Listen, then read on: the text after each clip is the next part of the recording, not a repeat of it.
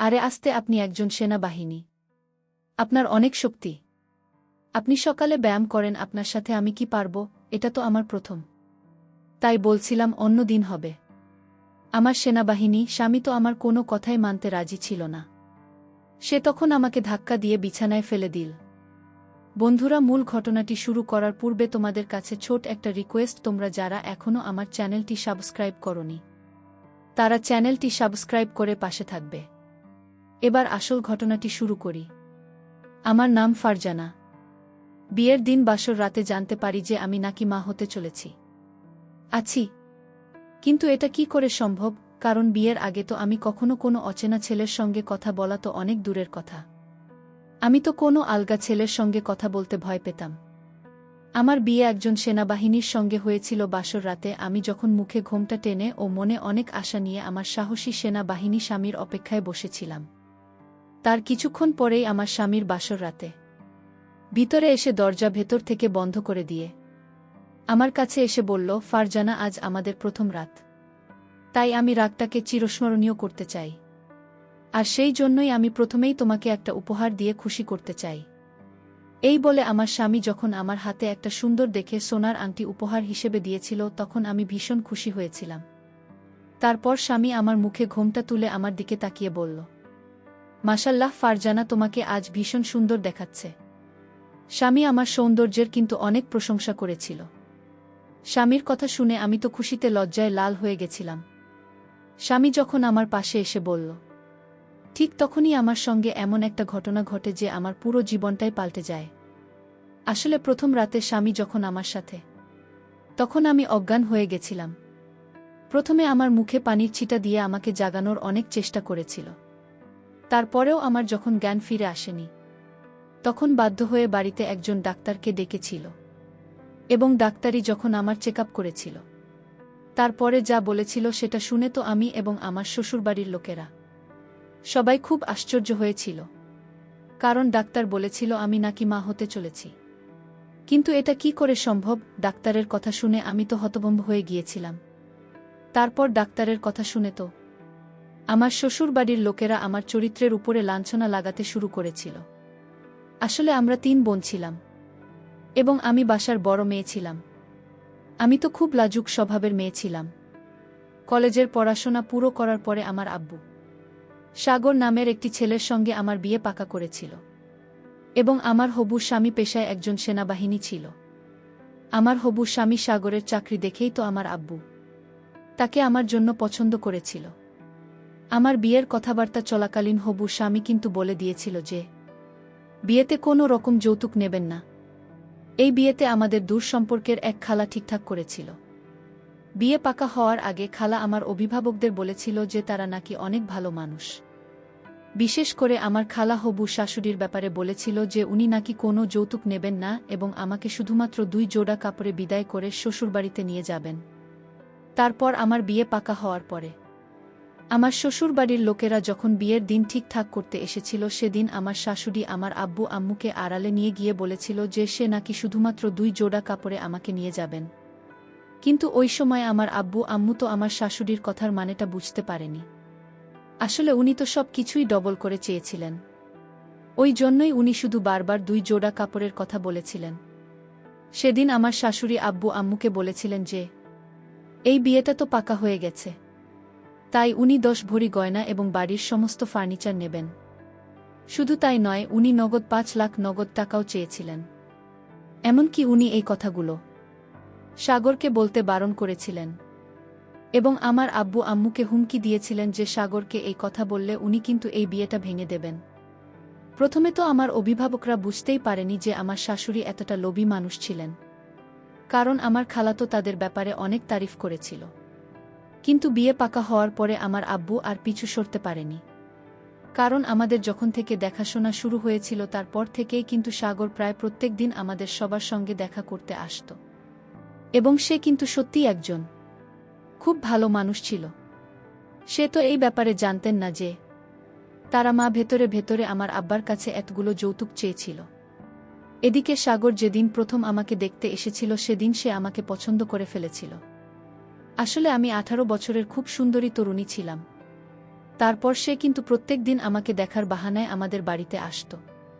এবং তার সঙ্গে আমাদের এত ভালো সম্পর্ক তৈরি হয়েছিল যে আমার আব্বু তো নিজের মনের মধ্যে গেঁথে নিয়েছিল যে যতই যাই হয়ে যাক না কেন আমার বিয়ে কিন্তু সাগরের সঙ্গে দিবে।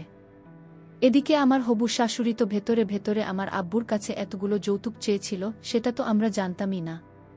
তারপর ধীরে ধীরে যখন আমার বিয়ের দিন কাছে আসে, তখন গায়ে হলুদের দিন সাগরের বাড়ি থেকে সবাই আমাদের বাড়িতে এসেছিল। তার মা, চাচিরা, খালারা এবং সাগর নিজেও এসেছিল।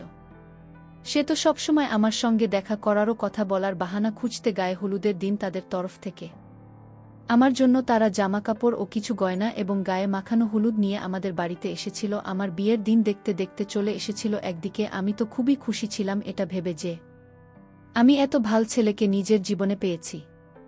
না হলে এখনকার যুগে তো প্রত্যেকটা চাকরি আর ছেলে যৌতুক নেওয়ার জন্য নিজেদের মুখ খুলে বসে থাকে। কিন্তু সাগর একজন সেনাবাহিনী হওয়া সত্ত্বেও সে আমার আব্বুর কাছে কোনো রকম যৌতুক নিতে চায়নি। সে নিজেই আমার আব্বুকে বলেছিল, আপনার মেয়েকে আমার বউ হিসাবে নিজের বাড়িতে নিয়ে যাব। এটাই স্বামী কথা ছিল। আপনি যে নিজের মেয়েকে আমার হাতে সঁপে দেবেন, এটা অনেক। কিন্তু তার মাঝেই ভেতরে ভেতরে আমার শাশুড়ি যে আমার আব্বুকে মানসিকভাবে চাপ দিয়েছিল যৌতুকের জন্য, সেটা তো আমরা কেউ জানতাম না। এদিকে বিয়ের আগেই সাগরে ভালোবাসা পেয়ে আমি তো তাকে মন থেকে নিজের স্বামী রূপে গ্রহণ করে ফেলেছিলাম এবং আমি খুব খুশি ছিলাম শ্বশুর বাড়ি যাওয়ার জন্য। কিন্তু অন্যদিকে আমার আম্মু, আব্বু ও বোনেদেরকে ছেড়ে যাওয়ার একটা কষ্ট আমার মনের মধ্যে ছিল। কারণ আমরা 3 বোন সব সময় একসঙ্গে থাকতাম এবং আমি আমার ছোট 2 বোন এদের খুবই ভালোবাসতাম। সেদিন সাগর যখন আমাদের গায়ে হলুদের দিন আমাদের বাড়িতে আসে, সেদিন সে সবার চোখে ধুলো দিয়ে আমাকে একটা ঘরের মধ্যে নিয়ে গিয়ে এটাই আমার সঙ্গে কথা বলেছিল এবং সে নিজের এমনকি বলেছিল, আর মাত্র একদিন তারপরে আমাদের অপেক্ষায় অবসান ঘটবে এবং আমি তোমাকে নিজের করে নেব। 1 মাস ধরে অপেক্ষা করেছি এই দিনটার জন্য। সেদিন আমিও কিন্তু থাকতে না পেরে সাগরের সাথে আমাদের বাড়িতেও সেদিন অনেক আত্মীয়রা ছিল। আমার চাচি ও খালার, আমিও, মামারা, ঘর ভর্তি লোকজন ছিল এবং তারা কেউ বুঝতেই পারেনি যে বিয়ের আগের দিন রাতে যখন বাড়িতে প্রোগ্রাম হচ্ছে, তখন আমি চেয়ারে বসে সবার আনন্দ ফুর্তি দেখছিলাম এবং আমার ছোট বোন আমার হাতে মেহেন্দি লাগিয়ে দিচ্ছিল। ঠিক ওই সময় আমার মেজ বোন মানে আয়েশা আমার জন্য 1 গ্লাস শরবত নিয়ে আসে। সে যখন খুব ভালোবাসে আমাকে সর্বদা খাইয়ে দিয়েছিল, তখন আমার ইচ্ছে না থাকা সত্ত্বেও আমি ওই গ্লাসের শরবতটা খেয়ে নিয়েছিলাম। কিন্তু শরবত খাওয়ার আধ ঘন্টা পরে জানি না আমার হঠাৎ করে কি হয়েছিল। আমি তো শরবত খাওয়ার পরে বেহুশ হয়ে গিয়েছিলাম ওই সময়। কিন্তু আমার শ্বশুর বাড়ির লোকজনেরা সবাই আমাদের বাড়িতেই ছিল, এমনকি আমার হবু স্বামী আমাদের বাড়িতেই ছিল।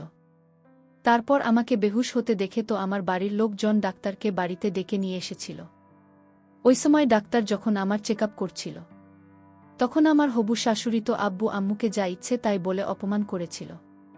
এমনকি উনি তো কিছু না জেনে বুঝে আমার আব্বুকে বলেছিলেন যে, আপনার মেয়ে এভাবে হঠাৎ করে মাথা ঘুরে কেন পড়ে গেছে? আপনার মেয়ে আবার মা হতে চলেছেন না তো? আমার তো মনে হচ্ছে আপনার মেয়ে চরিত্রহীন। আমার তো মনে হচ্ছে আমি যেটা সন্দেহ করছি সেটাই সঠিক হবে। আপনার মেয়ে নিশ্চয় কিছু না কিছু আছে করেছে, না হলে এভাবে হঠাৎ করে সে মাথা ঘুরে কেন বেহুশ হয়ে গেছে? আমার শাশুড়ির কথা শুনে আব্বু তো ওনার সামনে হাত জোড় করে অনেক অসহায় হয়ে বলেছিলেন, আমাদের উপরে বিশ্বাস করেন, আমার মেয়ে রকম কখনো করতে পারে না, হয়তো তার শরীর অনেক বেশি খারাপ ছিল, যার জন্য সে মাথা ঘুরে পড়ে গেছে ওই সময়। কিন্তু আমার স্বামী তার মাকে বলেছিলাম, মা, তুমি কিছু না জেনে বুঝে কিভাবে ফারজানার উপর এত বড় মিথ্যা আরোপ করতে পারলে? শুধুমাত্র গর্ভবতী হলে কি মাথা ঘুরে পড়ে যায়? আরও তো অন্য কিছু ব্যাপার থাকতে পারে। তাই তুমি ফারজানার ব্যাপারে আর একটাও বাজে কথা বলবে না। ফারজানার উপরে আমার অনেক বিশ্বাস আছে। আমি তাকে গত 1 মাস থেকে চিনি, জানি।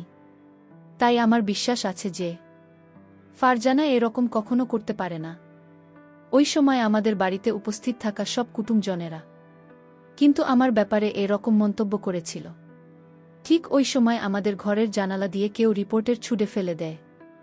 ওই রিপোর্ট দেখে আমার শাশুড়ি তো হাউমাউ করে কাঁদতে কাঁদতে ওই রিপোর্ট হাতে নিয়ে তার ছেলের কাছে গিয়ে বললেন, দেখতে পাচ্ছিস তো, এখন তো তোদের বিয়ে হয়নি, আর তুই এই মেয়েটার উপরে এত ভরসা করছিস। তাহলে এই রিপোর্ট টেস্ট কেন এখানে কেউ ছুঁড়ে ফেলেছে? তাহলেই মেয়েটার মধ্যে নিশ্চয়ই কোনো খুঁত আছে। তারপর আমার শাশুড়ি ডাক্তারের কাছে গিয়ে বললেন, ম্যাডাম আপনি সত্যি করে বলেন এই মেয়েটা কি হয়েছে? ডাক্তারের তখন সবার সামনে বলেছিল, আমি নাকি মা হতে চলেছি। ওই কথা শুনে তো আমার শাশুড়ি হাউ মাউ করে কাঁদতে কাঁদতে তার ছেলের সামনে গিয়ে বলেছিল, দেখলি তো, এবার তো আমার কথা বিশ্বাস করি না যে এই মেয়েটা চরিত্রহীন।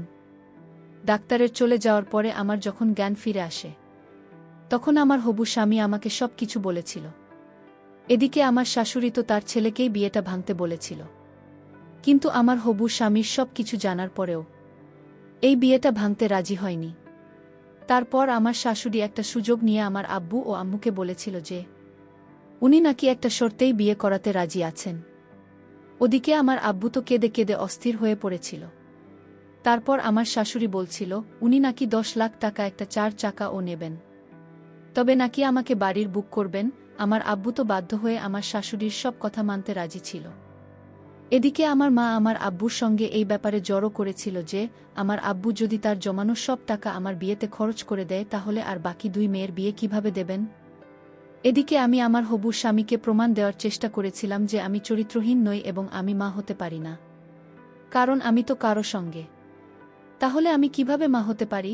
আমি তো অনেক বেশি ঘাবড়ে গিয়েছিলাম আমার বিয়ে নিয়ে, কারণ আমি যখন শুনেছিলাম যে আমি নাকি মা হতে চলেছি, আমি তো তখন ভেবে নিয়েছিলাম যে এবার তো আমার বিয়েটা ভাঙা নিশ্চিত, কারণ কোনো ছেলে বিয়ের আগে যখন মেয়েটার ব্যাপারে এটা জানতে পারবে যে আছে, তাহলে তো সেই ছেলেটা কখনোই মেয়েকে বিয়ে করবে না। কিন্তু সব কিছু জানার পরেও আমার হবু স্বামী আমাকে বিয়ে করতে রাজি ছিল। এবং কেন সব কিছু জানার পরেও আমার স্বামী আমাকে বিয়ে করতে রাজি ছিল এটা জানার পরে কিন্তু আপনারাও আশ্চর্য হয়ে যাবেন। কিন্তু আমার স্বামী বলল, শুধু আমার আব্বুর সামনে একটা শর্ত রেখেছিল যে আমাদের বিয়েটা পরের দিন নয়, আগামী 5 দিন পরে হবে, কারণ এসব ঘটনা তো আমাদের বিয়ের আগের দিন হয়েছিল। আমার আব্বু তো ওই সময় ছেলেপক্ষ ওদের সব শর্ত মানতে রাজি ছিল। ওদিকে আমার আব্বু আমার শাশুড়ির কথা মতো সব যৌতুক কিন্তু প্রস্তুত রেখেছিল, ঘরের সমস্ত ফার্নিচার থেকে শুরু করে 10 লাখ টাকা পর্যন্ত। এমনকি মোবাইল ফোন আমার শাশুড়ি যৌতুক হিসেবে চেয়েছিল, এবং সেই সমস্ত যৌতুক আমার বাবা উপরের একটা ঘরে রেখেছিল এবং সেই ঘরের আলমারির ভিতরে 10 লাখ টাকা রেখেছিল। কিন্তু পরের দিন সকালে আমার বাবা যখন ওই ঘরটা খুলে দেখে, তখন দেখি যে আমার বিয়ের সমস্ত যৌতুক সেখান থেকে উধাও ছিল। এমনকি আমার বিয়ের 10 ভরি গয়না, 10 লাখ টাকা সব কিছু উধাও ছিল। এবং আবু তখনই বুঝতে পেরেছিল যে আমাদের বাড়িতে চুরি হয়েছে। আমার আব্বু তো হাউমাউ করে কাঁদতে কাঁদতে বাধ্য হয়ে আমার হবু স্বামীকে ফোন করে সব কিছু বলেছি। তারপর আমার হবু স্বামী আমাদের বাড়িতে এসে আমার আব্বুকে সামনে ছিল এবং আমার আব্বুকে বলেছিল, আপনি একদম চিন্তা করবেন না, আপনি সব কিছু আমার উপর ছেড়ে দেন, এবং এই সব কিছুকে করেছে তাকে ধরার দায়িত্ব আমার। এমনকি আমার স্বামী সেদিন জানতে পেরেছিল যে এতগুলো যৌতুক তার মা আমার বাবার কাছ থেকে চেয়েছিল, এবং এটা জানতে পেরে তার পরের দিন সকালে আমার স্বামী আমাদের বাড়িতে সবাইকে ডেকেছিল। তারপর আমার স্বামী সবার সামনে তার মায়ের উপরে রাগ করে ওনাকে অনেক কথা শুনিয়েছিলেন এবং বলেছিলেন, আমি একজন সেনাবাহিনী, আমি সৎভাবে নিজের কাজ করি, আর আপনি একজন সেনাবাহিনীর মা হয়ে কিভাবে তাদের কাছে যৌতুক চাইতেই পারেন? আপনার একটুও লজ্জা বোধ হলো না এই অপরাধটা করতে? আমি তো আপনাকে আগেই বলেছিলাম যে আমি যেখানে বিয়ে করি না কেন আমি কোনো যৌতুক নেবেন না। তা সত্ত্বেও আপনি শ্বশুরমশাইয়ের উপরে চাপ দিয়ে এই জঘন্যতম কাজটা করেছেন। এটার জন্য আমি আপনাকে শাস্তি দেব। তখন আমার শাশুড়িকে দেখে তার ছেলেকে বলেছিল, আমি তোর মা, তুই আমাকে শাস্তি দেবি? আমি তো ওই সময় মাথা নিচু করে চুপচাপ দাঁড়িয়েছিলাম, কারণ আমি তো কিছুই বুঝতে পারছিলাম না যে আমার বিয়ের দিনে এসব কি হচ্ছিল। এবং কেউ তো ছিল যে আমার ক্ষতি চাইছিল, কিন্তু কে বা কারা চায়নি যে আমার বিয়ে একজন সেনাবাহিনীর সঙ্গে হয়? আমি তো স্বপ্নেও ভাবতে পারিনি যে আমার বিয়ের দিনে আমাকে এসব কিছু দেখতে হবে। তারপর আমার হবু শাশুড়ি অনেক এগিয়ে আমার দিকে আঙুল দেখিয়ে বললেন, এই সব কিছু তো এই মেয়েটার জন্যই হচ্ছে। এই মেয়েটা যখন থেকে আমাদের জীবনে এসেছে তখন থেকে একটার পর একটা ঘটনা ঘটেই চলেছে। ওদিকে আমার আব্বু তো মাথায় হাত দিয়ে বসে পড়েছিল, তার তো কথা বলার মতো অবস্থা ছিল না। তারপর আমার হবু স্বামী তার মাকে চিৎকার করে বলল, আম্মু এবার অনেক হয়েছে। আপনি এবার চুপ করে থাকেন। কারণ আপনি সত্যিটা জানেন না। সত্যিটা শুধুমাত্র আমি ফারজানা জানি। তারপর আমার স্বামী ওখানে উপস্থিত থাকা কবির নামের ওই ছেলেটির কলার ধরে বলেছিল, এবার তুমি সত্যি কথা বল, না হলে কিন্তু অনেক খারাপ হবে। আসলে কবির আমাদের গ্রামে থাকত এবং কবির সঙ্গে আমার মেজ বোন আয়েশার খুব ভালো বন্ধুত্ব ছিল। আসলে তারা দুজনে একসঙ্গে কলেজে যেত। আমরা তো এটাই ভাবতাম যে তাদের দুজনের খুব ভালো বন্ধুত্ব রয়েছে, কিন্তু আমরা কেউ এটা জানতাম না যে কবির ও আয়েশা একে অপরকে খুব ভালোবাসতেন এবং আয়েশা শুধুমাত্র নিজের কথা ভেবে আমাকে এতটা বদনাম করেছিল। এবং আমার মেহেন্দির দিনে যখন আয়েশা আমাকে ভালোবেসে শরবত খাইয়েছিল, তখন তো আমি জানতেই পারিনি যে ওই শরবতের মধ্যে আয়েশা কিছু একটা মিশিয়ে দিয়েছিল, যেটা খেয়ে বেহুশ হয়ে গিয়েছিলাম। তারপর যে ডাক্তারটা আমাদের বাড়িতে এসেছিল সেই ডাক্তারকে কবির ঘুষ দিয়ে বলেছিল যে ডাক্তার যাতে আমাদের বাড়ির লোককে মিথ্যা কথা বলে যে আমি গর্ভবতী আছি, এবং এই সব কিছু আমার সেন আসামি তদন্ত করার পরে জানতে পেরেছিল।